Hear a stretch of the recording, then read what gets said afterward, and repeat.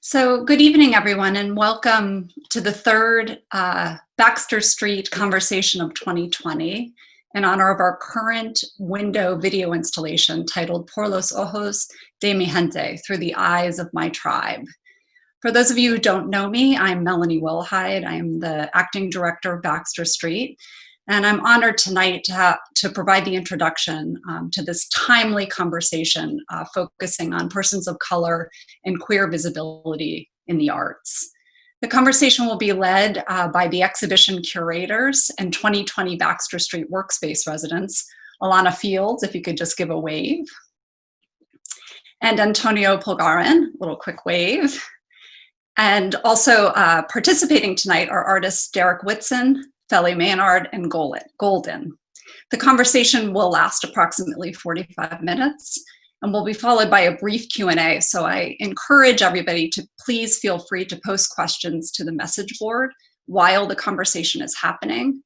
And it promises tonight to be a thought-provoking discussion highlighting each of the experience of the participating artists with queer identity in America. I want to thank you again for tuning in tonight, and I'm going to turn over the dance floor to Alana and Antonia.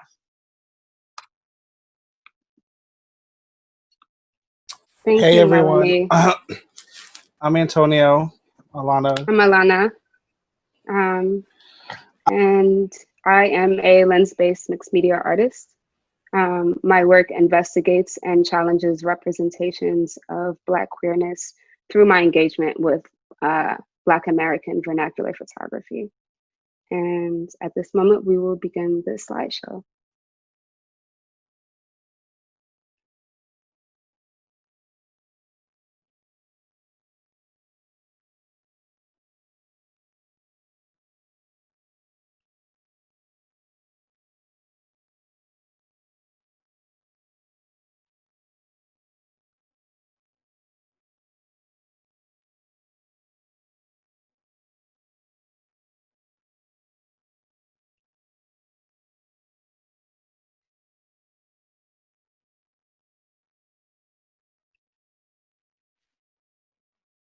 And Antonio.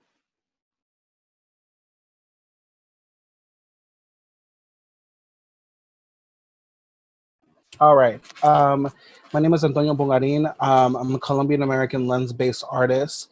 My work really navigates the Latinx narrative, queer narrative here in America, through the lens of like archival imagery in my family, and just imagery that I have grown up with and been surrounded with.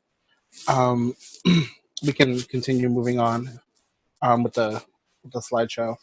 A lot of this initial work that you see is work exploring sort of machismoism within my culture and how that played into effect in terms of my queer identity, my relationship with Latinx identity, and even the term Latinx, and coming to grips with that and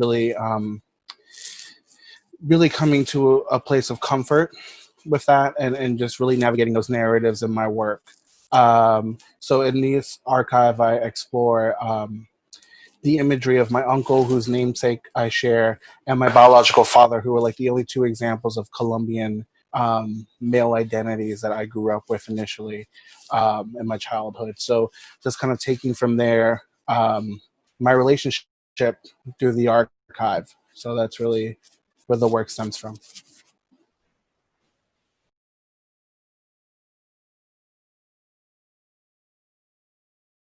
We'll pass it on to the next artist. Hello, everyone. My name is Derek Whitson. I mainly work in photography. I also utilize my images in installations, and I also do video-based work. This work that's presented in this show is Sugar Chapter 2, and it explores the history of clowning and blackface and its relationship to mainstream masking through media. Sugar Chapter 2 is a photographic world created to produce political, subversive, affirmative imagery to form a racial and gender nonconforming empathetic utopia.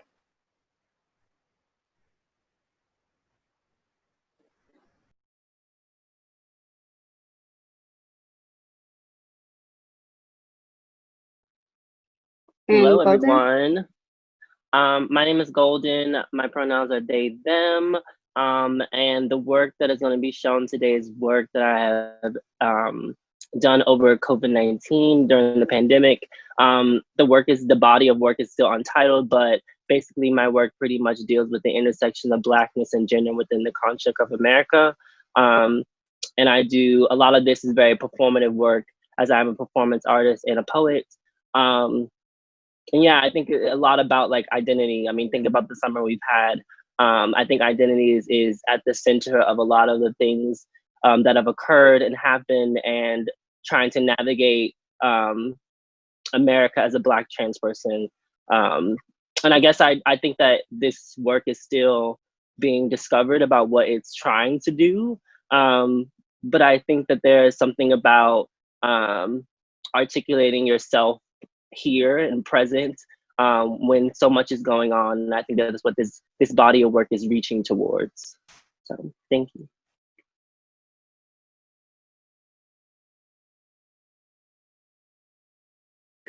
Unfortunately, Alexis couldn't be here, so I do have a statement on behalf of Alexis, so I'd like to read it. Alexis makes photographs, performance, and writing from the intersection between being non-binary and Cuban, navigating between Cuba, Miami, and New York. They are investigating their entanglements with trauma, objection, and chosen and inherited family.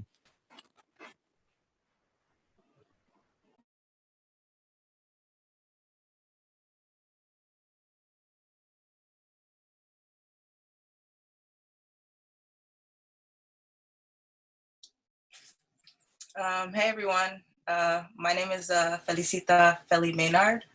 My pronouns are they, them, and I am a first generation Afro-Latinx American in this country. So a lot of my work is based off of my experiences of kind of trying to find a home while being in a home, but not really understanding what that means at the same time. And also just as a queer person, I feel like home is a very complicated subject for a lot of us, just for the fact that usually the place that we grow up doesn't give us a sense of home. So a lot of my work is just experience-based. I shoot a lot of Black queer bodies. The work that's being shown right now is part of a series called Old Dandy, which looks at the history of male impersonators in Brooklyn. I'm very interested in performance. I'm very interested in what radical people who've always kind of crossed the lines between gender. And one of the main reasons is I'm very interested in just queer history and the lack of queer history, and what it means to create an archive that can sort of fill in the gaps. So it's kind of like a mesh of Afrofuturism with a very much so historical narrative. So yeah, that's kind of what this work is about. I also shoot wet plate photography, which is a historical method from the 1850s that very much so influences a lot of my work and how it's done. Just thinking about where I can shoot, how I can shoot, and who I'm shooting, just for the fact that history and photography kind of haven't been the kindest towards Black bodies. So.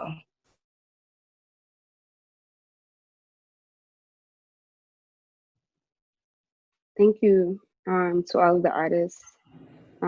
At this point, for the next 30 minutes, we are going to enter a panel discussion around queer identities.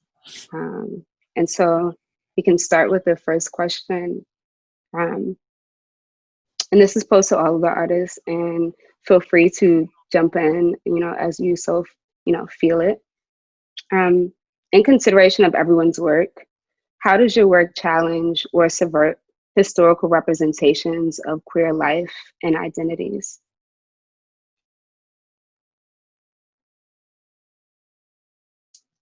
I mean, I guess I'm gonna jump in right here real quick. I feel like I'm doing that right now. I'm recreating a whole archive that is solely based off of just like Black queer history, which I think is very much so necessary, just to show people that Blackness has always been fluid, and it never really kind of centered or was structured with the binary. I think the binary came with colonialism, and kind of breaking away from that is very important.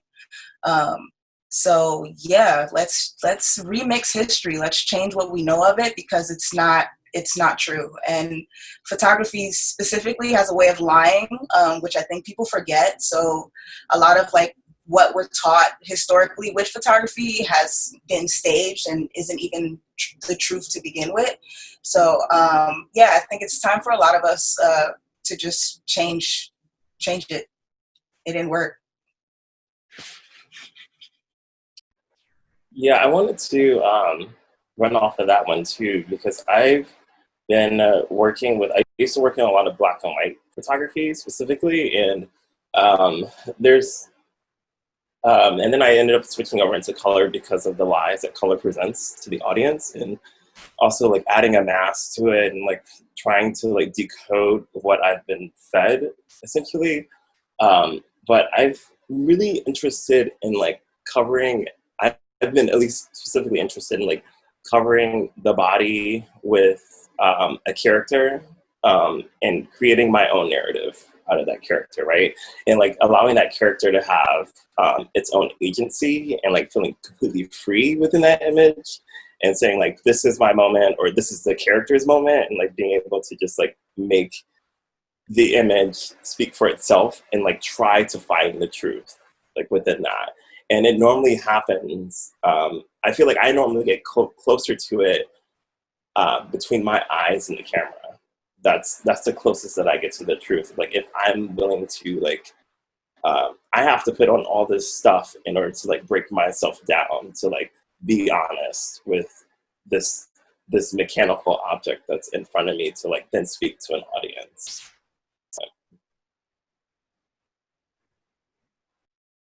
I can follow up here. I think these are interesting points because I feel like my work first started. So I do a lot of self-portraiture work, and I feel like my work started at a place of trying to disrupt history. But I think my most recent work actually is trying to recognize that there's a history that is untold, that has always been present. And rather this idea that this history doesn't exist, I feel like that is the myth. The myth is that trans people were never there. The myth is that Black, trans, and non-binary people never existed, right? But that's the myth that we're being told. And I think my most recent work has been understanding that you've always been present, and why produce a narrative that is not talking to your ancestors. Like why would you think that you came out of a vacuum, right? I think that that's the myth that Black people are told and non-binary people are told their whole life, right? And I think that for my most recent work, specifically the work I've been doing under like this work right here that's being exhibited, I think that the closest I get to, I guess, a truth, which I think sometimes can be a little tricky. Like I think that we're always aiming for it, right? I think that we are representations of truth. I think that when I see a photograph, and I think there's a representation of a truth in that moment, but I think that it always is a lie in another moment. And I think that rather I want to get to this point where I'm not even thinking about that other. Like I'm not even thinking about me as an other. Like if I move forward to continue other myself in my work, I will continue to erase myself. So I think that for me, it's really important to be of a lineage and to carry that through my work. I'm gonna hop in there because I feel like, sorry guys, trying to get back to the original page.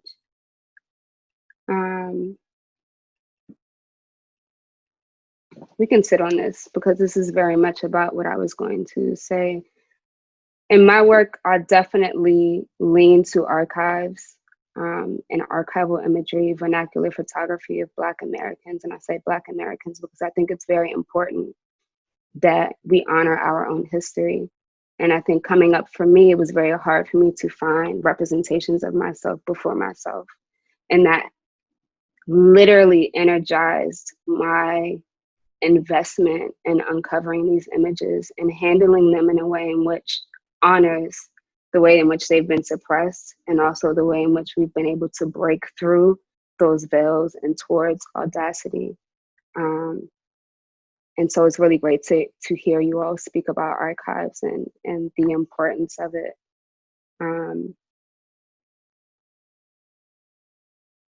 Which kind of lends to the next question.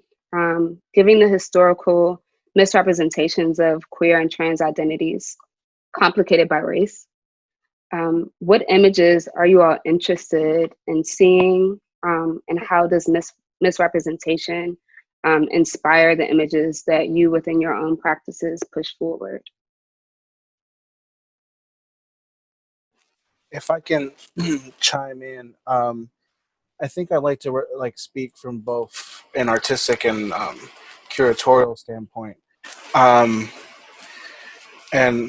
Alana, feel free to chime in. I think when we were curating this exhibition, there was a lot of wanting to see narratives that we just didn't see enough of represented, even in the small bubble of the lens-based art world, right? Which is just one sector of the the big mammoth art industry that we're, for better or for worse, part of.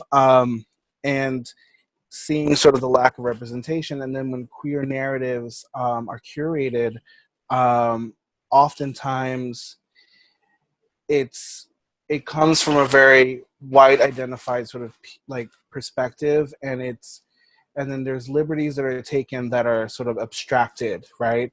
And you don't see enough POC representation in how these exhibitions and narratives are often curated. So I think when Alana and I were getting together, we were just, I just reached out to her. I remember reaching out to Alana. I was like, do you want to do this? We were just so tired of and I just remember telling her, I was like, I grew up deeply inspired by, Sylvia Rivera and Marsha P. Johnson. And those are my heroes. Those are people that you hear their stories and it's like, that's it. That's what I want to do. And it's like, how do we do this? How do we continue this fight within the context of all this? Within the art world and all of that. And we really wanted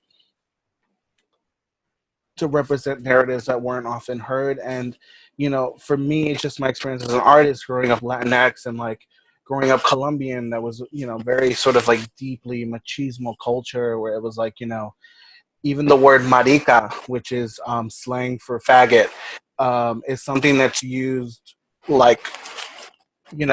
it's just a greeting that's normalized in our everyday existence. And even having to have someone like my mother, who's just supposed to be this important figure in my life, having her unpack her not using that language, and it's a language that she's been conditioned to using her entire life, and having her understand what that word translates very differently to me, and having her understand that.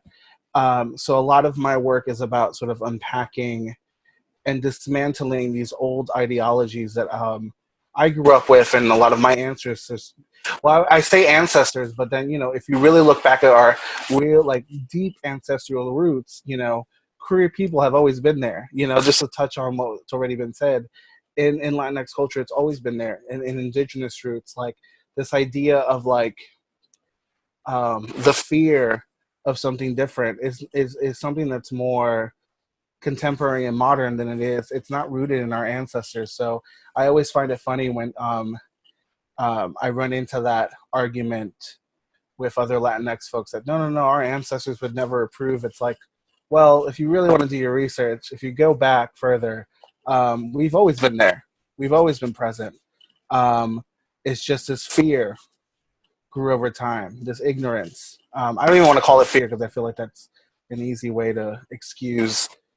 Call it what it is. Call it what it is. Yeah.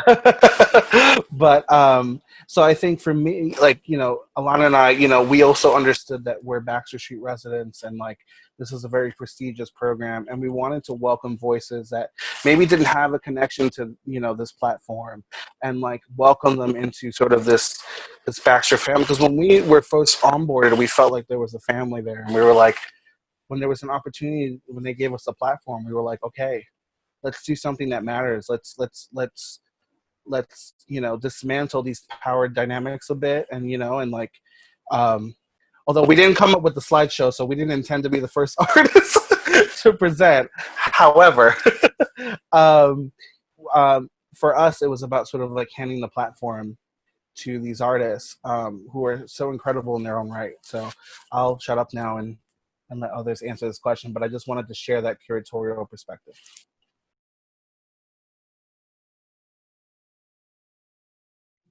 Does anyone else want Alana, to chime in on that?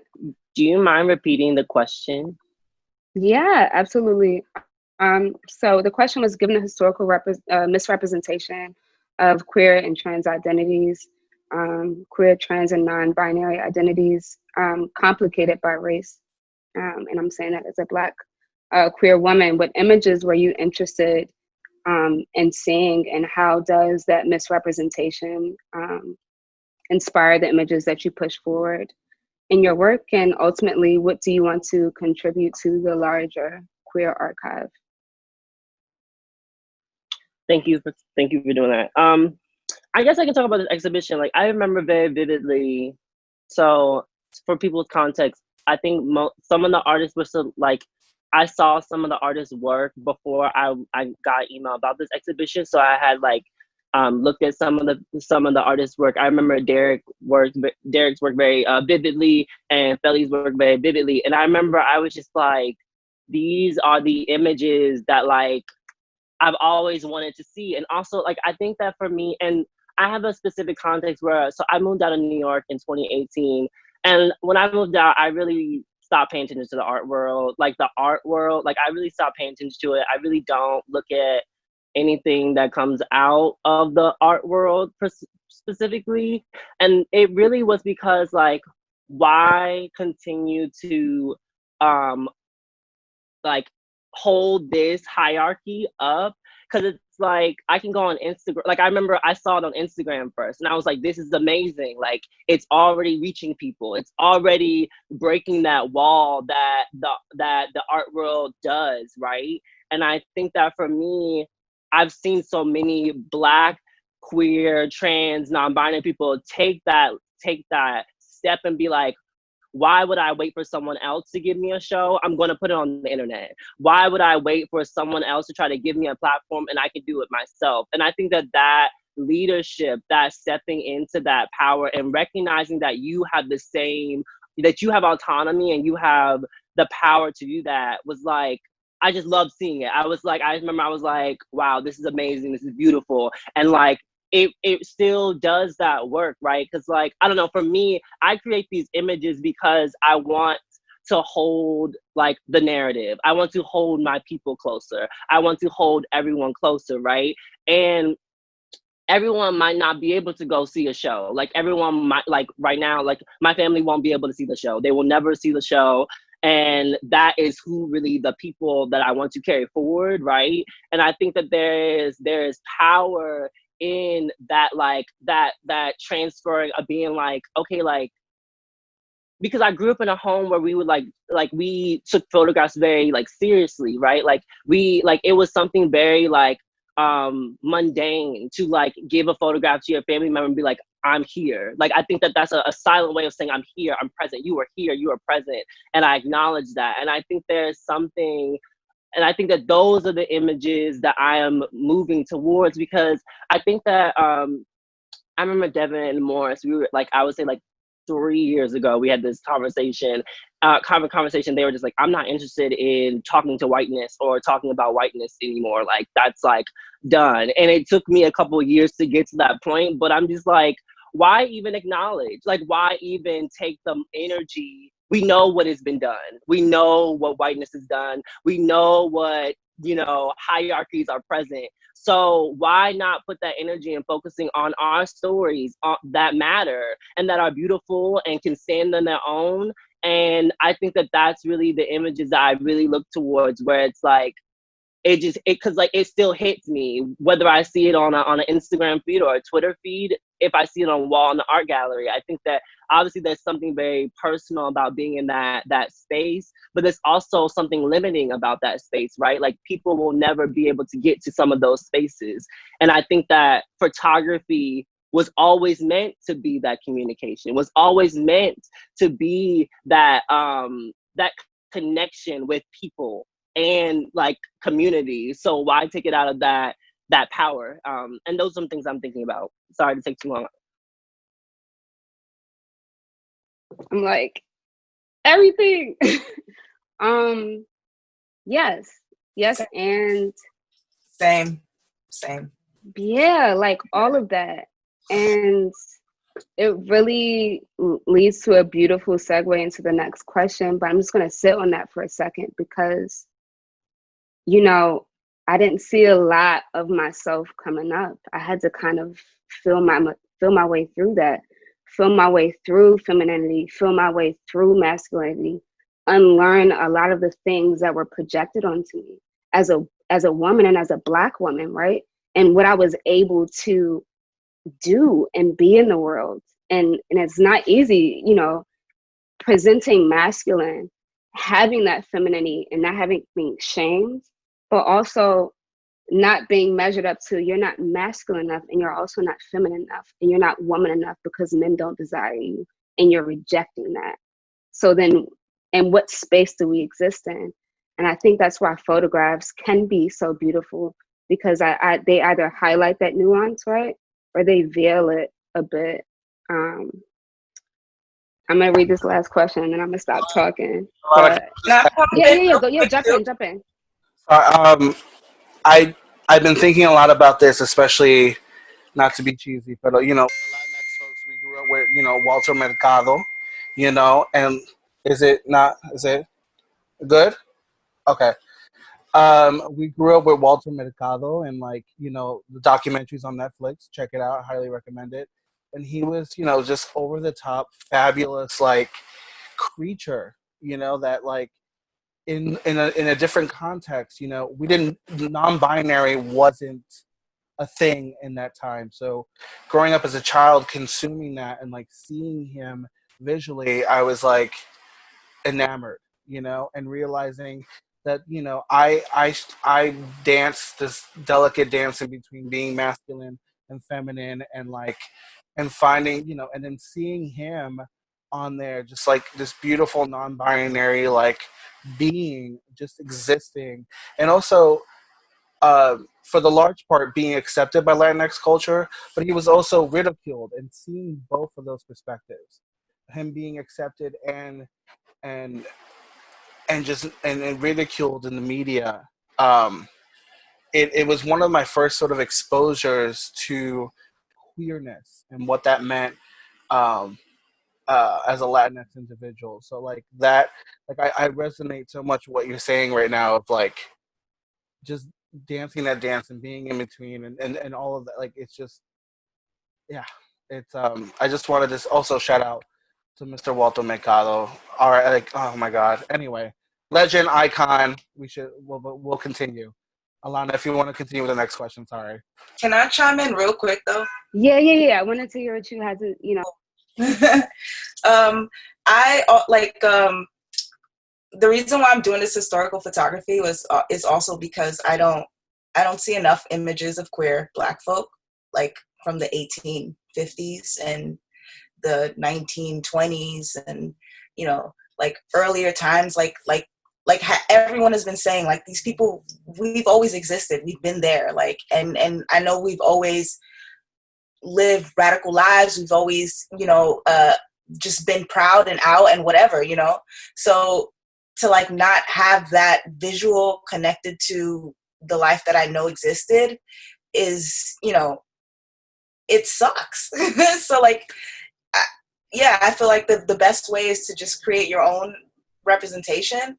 And not only that, but also remembering how deep the archive is and how the archive also lives in our everyday life. Like our photo albums are archives, and like I know it's a practice that isn't really done as much, but I think that we need to go back to like physical objects and not something just based off the cloud. Like having these physical things that have that hold energy and like tell stories is yeah, I think we need to get back to archiving, y'all. Like, you know, photo albums. No more iPhone, no more Android, Google Cloud. I think we forget the charm, you know, the tactility of a photograph, the life that the photograph itself, the physical photograph, you know, has seen. Like in my own work, you know, I may clean some like dust specks from, you know, scanning, but I want the patina on it. I want to know the life that the photograph has had. Were there scratches on it? Were there punctures in it? Because I think all of that is visual language for us, and we really have to remember that. And, you know, and building this archive and, you know, searching for these images, because that's really what it really began as, I started to notice how a lot of our memories and our photographs are not in our hands. They're on eBay. They're in the hands of photo collectors that don't care where it goes to. They don't care who the people are, what life they had. It's just, it's a commodity again, right? And so I think it's so important for us to honor those that came before us, but also to create, you know, to put new images into the archive, right? That's my piece. Anybody else want to chime in on that? Public. Make it public too. Yeah, I wanted to piggyback. I'm thinking about that. I'm thinking about it. I wanted to run off of that too. I actually, one of my main interests to like start photography was in my photo one class in undergrad, and I worked on a project and I titled it Schizophrenia, because schizophrenia runs in my family, and I think that. And then my aunt like ended up in the hospital at the same time. This is getting a little personal, but she was in the hospital at the same time. And then I was making a project specifically that was personal narrative driven, right? And I just remember like working in the darkroom and like hearing what had happened to my family, and then like understanding that I had an opportunity to like speak up for histories from the people that I know that like taught me something, and like present that to the world. And I think like photography like definitely entered my world, because I've always had a slight fear of the history of my family being erased based on a disease, right? And so I was like, okay, how can I have the most power and agency to like make an image that's gonna last? And like, even if people don't notice it now, like maybe they'll know it later. And even if they don't, like to fully commit yourself and be like completely unapologetic about making an image and like leaving it in the world made me feel something, and it made me feel like I was speaking up, right, for the first time. So I was able to connect with myself and my history, but at the same time objectively look at the world and say like, you're full of shit. Excuse my French. Kind of like that's like where my head was. I was like, how can, like, I was entering a space of like just like pure honesty within like my family history, but also being able to like say what I wanted to say and like get out of the room, right? And be like, this is it. Sorry, not sorry. And just make work that meant something for me. And like the work now has like definitely moved into a space that's like way more objective, but understanding that it started from my story, the histories that I feel like that have not been told yet, made me feel like I was able to like, that I'm able to like live my full truth, you know? Thank you for sharing that. Again, like great segue. For me, photographs have always functioned as a proof of existence, and doubly as a gesture to how we want to be remembered.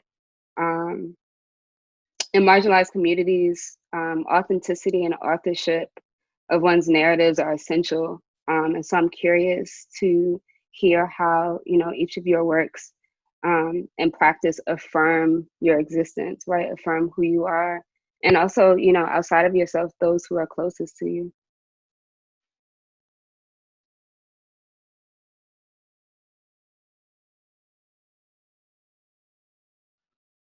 I can start. I feel like this is a huge question though. I love it though. I love it. I love it. I think it's huge because I feel like I've been doing a lot of. I feel like the best thing about doing self-portraiture work is that I feel like sometimes I forget where I am. Like I forget that I grew. I forget that I'm not the same person as that other photograph. And like I think I made this post yesterday and I was like, sometimes I look at this body of work just to remind myself that I'm surviving. And I think that like without my work, I wouldn't forget who I am. And I feel like I will forget my progress and like where I started. So like this body of work, I would say is like in response to a body of work I created when I was in college called A Dead Name That Learned How to Live, which was also a self-portraiture project, but it was based off of like, it was more responding to Blackness in America at like, in a larger sense, think about like history. I think it was more about in like the history of like oppression, right? Of like Black people and thinking about like how gender, like I think during that time I took that work, I transitioned. So when I was first started, I didn't know I was trans. And at the end, I transitioned and came into my full self. And so like, I was like, I think I unconsciously was like, this pandemic is leaving me in this position where I don't know who I am. I don't know what this is. Like, there's so much going on.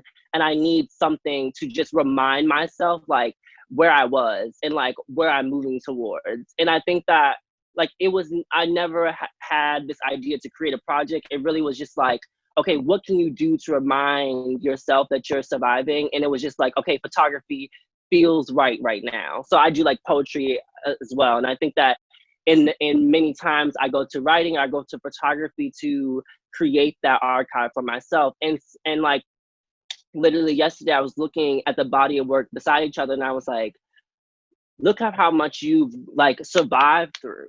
Like look at how you are also articulating to everyone else who you are. And you don't have to, like, I feel like the hardest thing is that, like, so I'm away from my family. My family's in Virginia. And when I come home, oftentimes when I'm like, okay, use my proper pronouns, this is my name, it's very hard for them to grasp onto the concept of like, Golden is not the person who they were 4 years ago. Golden is not the person who they were growing up. And it's hard for them to wrap their mind around that, to wrap their present with my present, right? And I think that having the photographs be there, it's like, well, look and you can see it. Like, I'm not like, you can't hold this photograph up to the photograph you have of me in your home and say that it's the same person. It can't be. And I think that photography gave me that agency, because I think when I left New York, I was just like, well, first of all, I couldn't afford a camera. So I was like, well, looks like photography's going to pause for a second. And so I was just like, I really just went into writing, and writing was my way to be like, okay, like, you're not going to silence me. I'm going to tell all the stories that I can about myself and the people I love. And like, when that poem hits that page, no one can ever refute it. If it doesn't get published, it still is an archive of like that moment in time.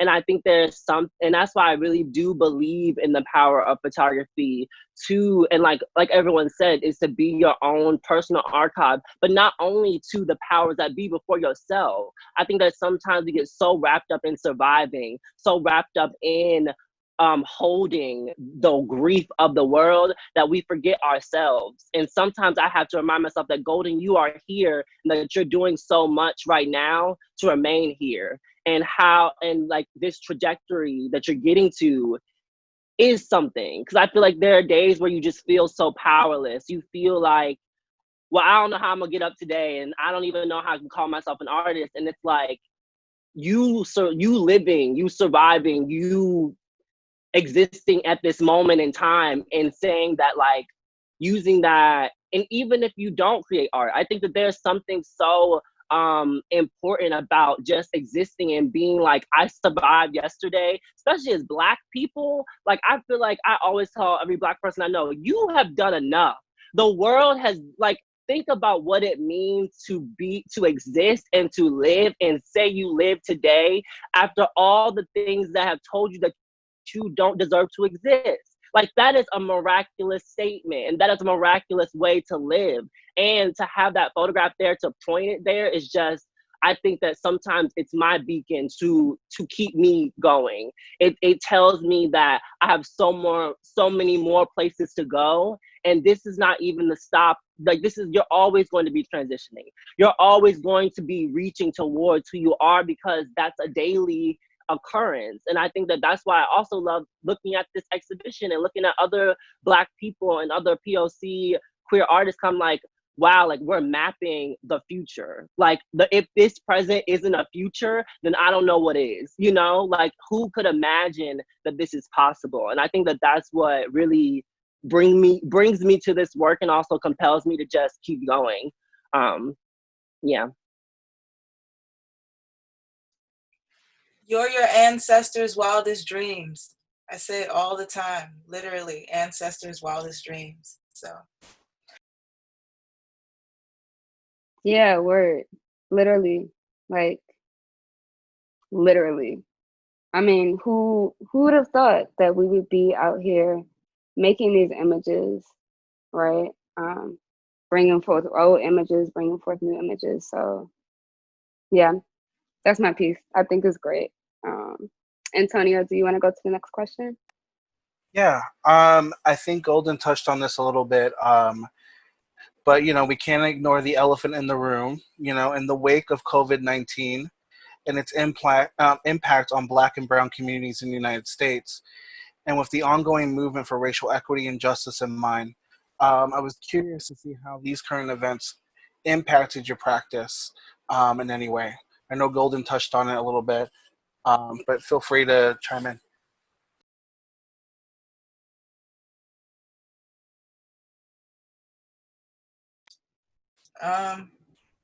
COVID just came like randomly and fast, I think, too. And I think no one really understood like how much it was going to affect things. And for me, like, I don't know, like, I had a really good year, like, start of the year, and I was like really excited. I had all these things lined up. I had all these jobs, all this money coming in. I was proud of myself. And then like everything just died. And has been dead like that for a while. So I'm grateful for opportunities like this where, I'm able to show work and still, make an attempt at, once again, surviving. Yeah, I think COVID is definitely going to change the way the art world works. I think galleries and all that are going to have to change how they do things. Yeah, I'm ready for things to kind of be reinvented, just for the fact that it wasn't working for so long. And for those who said that it was working, I don't, no. So I'm excited for new things for the future, and also just for being kind of like, in a sense, a mentor to others. Just like I'm being mentored now. Like I'm doing a program with Queer Art, and my mentor is a photographer, Lola Flash, and they are a queer, dope ass queer photographer who's been interesting enough has worked with ACT UP and has worked with everything, dealing with that. And it's crazy because like these things are still like problems now, and we haven't really strayed too far from them, which is kind of sad. But yeah, I don't know. I'm still hopeful. I'm gonna be hopeful regardless, but I'm glad things have to change now. I ended up going back to Ohio for about a month and a half, and from New York to Ohio, uptown, Inwood, to Columbus, Ohio. specifically. And I rented out a room for a while, like with a lot more space and a backyard. And the only thing I was thinking about was like doing yoga and like making art. And I found it quite difficult to make a photo, even though I felt like I had all this access to what I could make a photo with. And then I started to realize that like this person that I am in the city is the same person in Ohio, but like my amount of trust and the way that I feel like a body within that space, like even walking through the even just going for a walk, you know, like there was one time I was running and this guy, he, you know, looked out at his car. He was like, "All right, be careful. You know, they're gonna like you know, you can't be running around here." And I was like, and the only thing I could do was like nervously laugh at it because I didn't know. Like I was like, "Oh, I mean, I mean, I have to wake up with that, right?" It's like I understand my truth and I understand like what's happening in the world, and but I can't allow that to stop me from doing my job. I'm sorry, like I need to live my best life, and I can't live like walking around in fear, right? And that feels powerful to be like, okay, um, you're like you may be trying to. It's like a really serious joke, right? And I don't think he meant any harm by it. But the reality of the situation is Ohio is not New York City, and New York City has all of its institutional issues. But being born and raised in the Midwest, like I should understand that, right? Um, but I like went back and I felt like I didn't, especially not the first like 2 weeks, you know. Um, and I didn't. I was like, okay, well, my body is like completely different in this space. So like, what do I do now? Like, how do I make an image? Like, how do I engage with the space that's around me? Like, how do I become vulnerable enough to not feel like I'm on defense, right? To like open up in this photograph. Like, how does that happen? How am I supposed to create something that's sincere right now? Especially with everything else that's going on in the world, you know? Without just, I mean, I have every right to be upset, but I also have every right to like love myself and to know that that my work is important, right? And so I ended up making a photo by the end, and it was like with some goats, and I was like feeding the goats, and I had this like headpiece on. But it's like when I get to the photo, it's like I'm feeling the fantasy, right? Like I'm here. But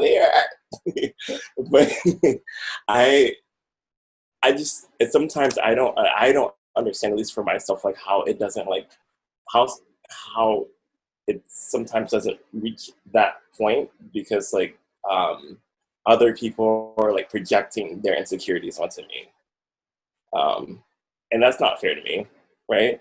And it's not fair to me to like give that like any time and any effort, to allow that to like waste my time and to like waste my energy and to like um, allow that to like take any of my agency away. Like that's not for me. But it was definitely it definitely took me by the end of the trip to be like, okay, I'm gonna make this image and it's gonna be a good photo.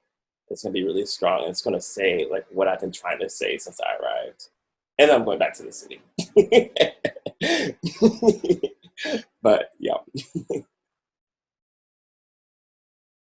Yeah, yeah, all that. I think for me, I've been noticing, with COVID, this energy or expectation for artists to respond to this moment. And it's a strange thing for me, right? Because nothing is new under the sun. And we know that as Black folks. And we especially know that as Black queer folks. And I especially know that as a Black woman who is also queer. And so me, it's do you respond to that expectation, or do you exist in this space of, you know what, it has always been that for me. This is not the first time. It will not be the last. And it is emotionally taxing for me to exist in the world, you know, just as a Black person outside of being an artist. And maybe my artwork is where I feel closest to myself. And maybe with that, I'm going to spend the energy on pushing the images forward that we want to see, that I want to see, that affirm us, rather than to, you know, respond to the politics of this moment, you know. And that's no shade to anybody that does so. But I think the expectation of that I have hugely rejected, and I've just been, you know, spending time digging in the archive because that's what I want to do. That's what affirms me, and no one else is going to do it but us, right? So that's how I feel about COVID. I think we're going to transition to questions from the panel, from the audience, the virtual audience. I have one for Feli, actually. So let me give me 1 second. All right. I believe this one's from Brandon. Yes, Brandon. First of all, thank you for sharing your beautiful work. I'm tuning in from Seattle, Washington. I loved hearing about your archives and photography. As a photographer myself, focusing on the Latinx experience, who attended a private art school in New York City, similarly, I did not see much POC representation in the arts, in arts classes, both instructors and students. Question for the panelists. What advice do you have for youth coming up in the arts? What helped you to be where you are now? Personally, for Brandon, it was his art mentor. So he's just curious to hear from you guys. I have a mentor now. My mentor is awesome. I love them so much. I think definitely seek out mentorship, and don't be scared to ask and email artists that you admire. I think that sometimes like we forget that other people do that so easily, and we don't really do that. We don't reach out for help, but we should, because we also deserve help, and we deserve to, you know, I don't know. I get upset when like the whole like mode of learning has so it's changed. Like people don't want to like share knowledge, and I think that's so messed up. Especially like me, I learned this process like wet plate also to share it to other people who I think need to have access to it, because it's such a like white male dominated world. And the best advice I would give is just like, you know, seek out and don't be scared to ask. Like ask, and a no doesn't hurt. No is okay. Just ask somebody else.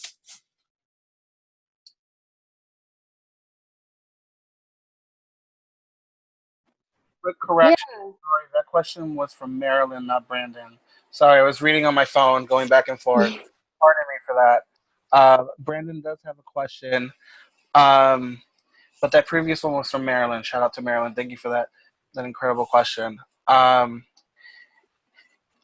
Felicita, I was wondering if there was a sense of reclaiming and subverting photographic history by using older techniques to photograph people who are and historically marginalized and circulate those images. Yeah, that's what I'm doing right now. I only document Black queer bodies, or Afro Latinx Black still, and I specifically only photograph them because there aren't enough positive representations of them in wet plate. The first images I saw of wet plate were of the daguerreotypes of slaves that were used as classification, and these are still images that are like kind of like, you know, still known and still kind of taught in history, like the history of photography. So, you know, I want to use this old historic process to create new positive representation that can actually be used instead of what, you know, we know now to be used.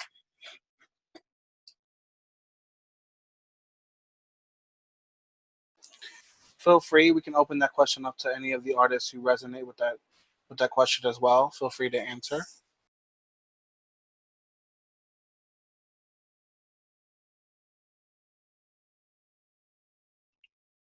I think just circling back for a second to the mentorship thing. Because I feel like you explained that so beautifully the last question. But I think that if you are seeking mentorship in particular ways and you aren't finding it, right? Whether that's by the people that you think are closer to you in your narrative, do not get discouraged by that. Help will come, and be open to receiving that help from people who may look like you or may not look like you. You know, help comes in many of ways. And I think, you know, don't limit yourself to having mentorship with someone whose experience is exactly the same as yours, right? Because that's a little bit of a fantasy, but be open to the people, you know, who show support to you, and check for those who check for you, but never stop, you know, trying to get that mentorship. You know, the only thing you can get is a yes or a no at the end of the day. And help will come. I myself have even, you know, experienced that, especially now. And you really just have to be open to where it comes from, and to put faith forward that whatever you are doing in your work will attract those who resonate with it, will attract those who have resources for you to utilize, will attract those who are, you know, not trying to just do it to do it or to say it, but are creating real equity for you. So yeah, that's that on that. I think what I just wanted to add in terms of finding mentors, I think my struggle initially was as like a child of immigrant parents, a lot of unpacking of like conditioned and learned traumas, and this notion and this ideology of assimilating to whiteness, right? When you are an immigrant from a Latin American country, you come here and you're immediately conditioned to think that you have to assimilate to whiteness to just thrive, to survive, to exist in this country. And growing up with that, and now as I've gotten older, having to unpack that and learning the importance of finding one's tribe, right? You know, a lot of that was something I was fortunate enough to learn when I was younger, and like being introduced to like the ballroom scene in New York City, and like finding people that, you know, were of my tribe, people that I could exist with, and like people that I could connect with on so many levels. So I think it's always, you know, I mean, no pun intended with the exhibition title, but it is really about finding your tribe, and like, and that's an ongoing process. That's not a process that happens overnight. It's something that continues, and being okay and ready with that, to sort of be on that journey, um, and to not accept anything less than what you deserve. You know, surround yourself with the energy that you want for yourself. And it sounds simple enough, but like, it's one of those things, like, you know, especially when you're POC and you're existing in this country, it's something that's oftentimes very hard to learn and embrace and to um, implement in your everyday existence. And so I just wanted to add to that. We have a question from Alan Frame. So I just wanted to read that, just transition on. This may be our last question unless anyone else has another one. Alan says, I'm interested in the kind of initiative Golden is talking about, finding audiences outside of the corporatized art world. They mentioned Instagram, I think. What are other ways besides these Zooms and online talk forums for creating your audience? And some kind words from him. Thank you so much. I pass the floor on to you guys. Thank you for your question. I think I'm going to, I think my answer for this question also is combined with the last question about mentors. And so I'll answer them both together. I think for me, so I went to NYU for photography, and I had the pleasure of being under a Black woman, you know, department chair. Like, Deb Willis, Dr. Deb Willis. I call her Deb, but her name is Dr. Willis for everyone else. But I think that for me, it was important to have someone who knew the Black Archive really in like basically they have constructed a lot of what is taught in schools about Black archives. And also I think I had to learn what limitations there were around my mentors and also to push past it so I can find better articulation. Because for me, it was difficult to be a trans femme in a department where I can count them on my hands, and there was probably one other person. And so it was really good to have other mentors. I see Ariel in here, shout out to Ariel. To have like other mentors who have mirrors, because I feel like without, there are things you have to understand is like everyone has their own limitations, right? And specifically as a trans femme, assigned male at birth, there's not that many of us out here in the art world. Let's be very clear. And if it's really hard to like have a thread and to see yourself, right? So I think that for me, the best thing I did was I moved out and I went to poetry. Poetry, there's many Black non-binary people. And like, I think that for me, I had to remind myself that like, when there are limitations, there are always other people there. And I think that it doesn't stop there. And I think this point goes to this question, because I think that the audience will always be there, right? I think that it's really about figuring out which audience, like what your audience is. And like, because like my audience has always been Black people. If I know that I've already been creating photographs for my family, for my friends, for everyone around me, the audience will only grow. And I can't control what my audience is. I can only control what my work does. And so I think that for me, and just because I want to reread the question to make sure, I think that like Instagram has been a way for me to really claim my audience. I also think that like writing has been a way for me to claim my work. And then the audience is like, I really think that it really is about letting the audience do what it's going to do. Like the audience will always be there. It's really about like who is responding to that work.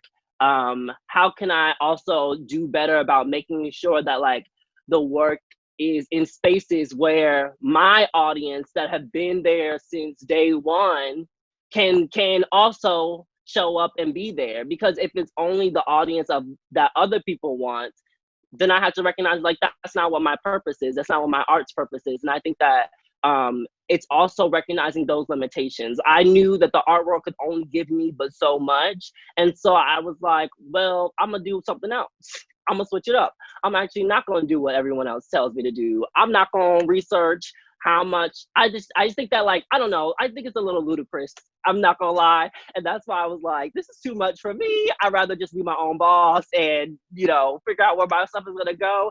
And like, I think that when I made that choice, like I ended up here, right? I think that that's something that's a power to me. I had to remind myself that like, okay, Golden, like maybe you do know what you want, and that like you just have to trust and believe yourself, and that it will get there somehow. Like it will like, and I know that's really like, that's hard to do, because like, I know me, sometimes I'm like, girl, I don't know where this is gonna go. I don't know where this work gonna hit. I don't know who gonna see it, but we just gonna put it out there. Like, I don't like run my work by anyone before I post it on Instagram. I'm just like, well, this is a new photo. And like, I think that there's something liberating about that I don't have to ask someone else, when it's like, you knew when you took that photo that was the one. So why ask someone else, like, if that's really the photo that you want to put there? Because it's like, I trust myself. And I think that like, I see so many other people doing it. And I think that is what I've always wanted. And so I don't know, hope that answers your question.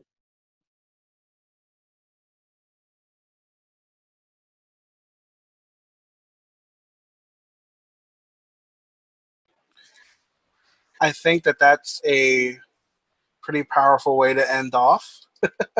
Unless anyone has any other comments, anything they'd like to say. I would like to personally thank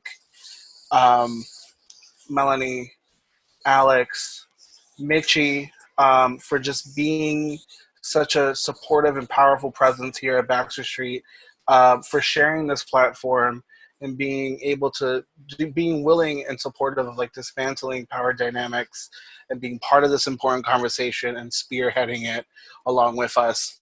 Truly, truly appreciated. To my co-curator, Alana, who is just, she's a powerhouse. They are a powerhouse.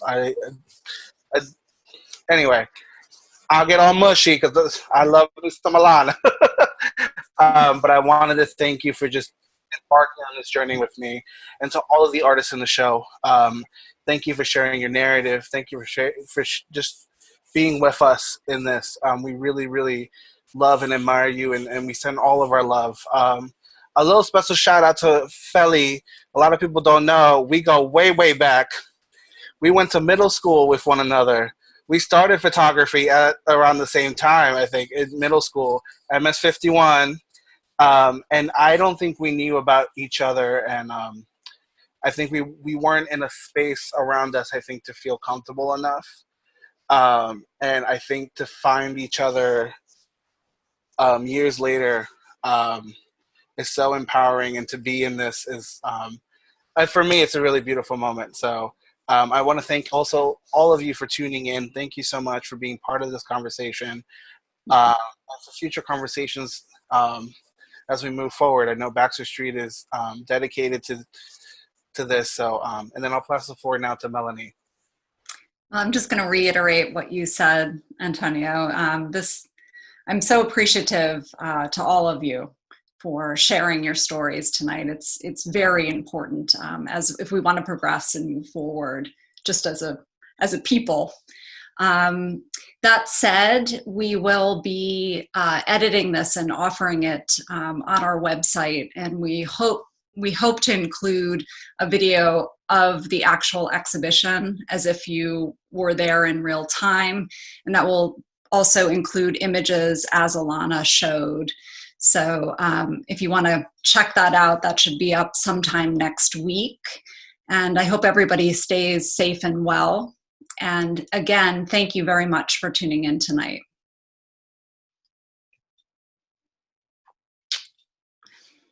Thank you. Thank you, everyone. Thank you. Thank you. Thank you. Thank you, everyone. Have a great night.